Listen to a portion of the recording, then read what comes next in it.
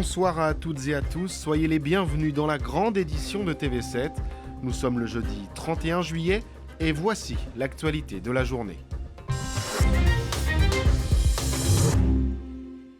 Nous ouvrons cette édition avec un appel à témoins. Noélia Pêcheux, 17 ans, est portée disparue depuis le 23 juillet dernier.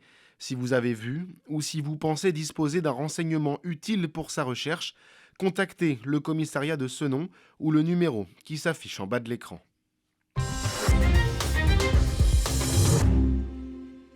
Dans l'actualité également, ce matin, un rassemblement s'est tenu place Jean Moulin à Bordeaux en soutien à deux otages français retenus en Iran depuis 3 ans.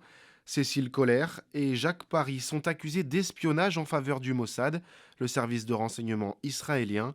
Une accusation contestée par leurs proches venus réclamer leur libération. Un reportage Tristan Lambert.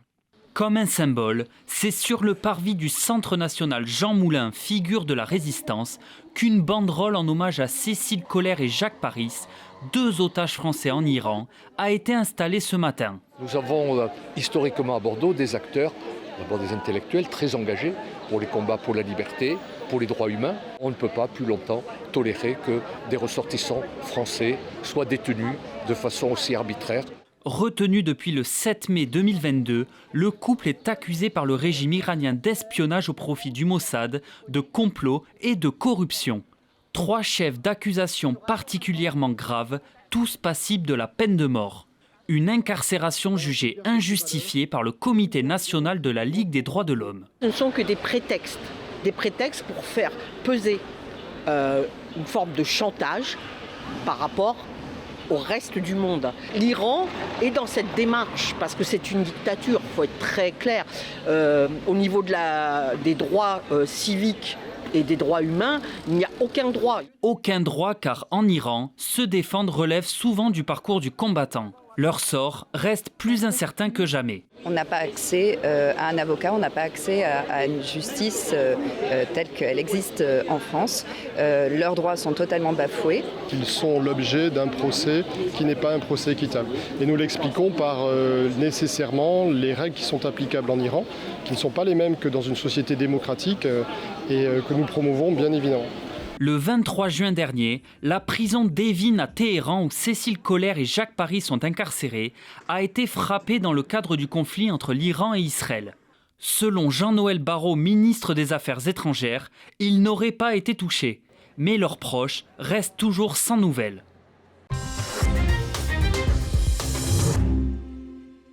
Grève des gardes, suppression du tiers payant, les pharmacies manifestent leur mécontentement face aux nouvelles volontés du gouvernement.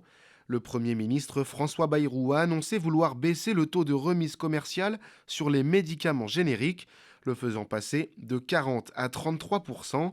Pour les professionnels du secteur, cette mesure, c'est courir à la perte du modèle français de la pharmacie. Écoutez. Et pour inciter les pharmaciens à faire gagner de l'argent aussi à l'assurance maladie et tout, l'État nous a autorisé l'officine en ensemble à avoir droit à des remises.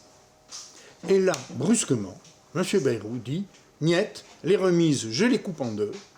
Et comme en plus de ça, les gens mangent trop de médicaments, je vais demander aux pharmaciens de récupérer la franchise. » Et là, nous nous disons « Non. Non. Parce que réduire l'économie de moitié, c'est condamner 50-60% des officines. Sur une officine comme la mienne, c'est 20 à 25 000 euros de moins.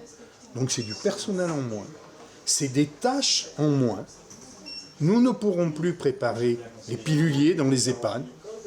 Mais tant pis, on va laisser les vieux se débrouiller avec leurs bonbons.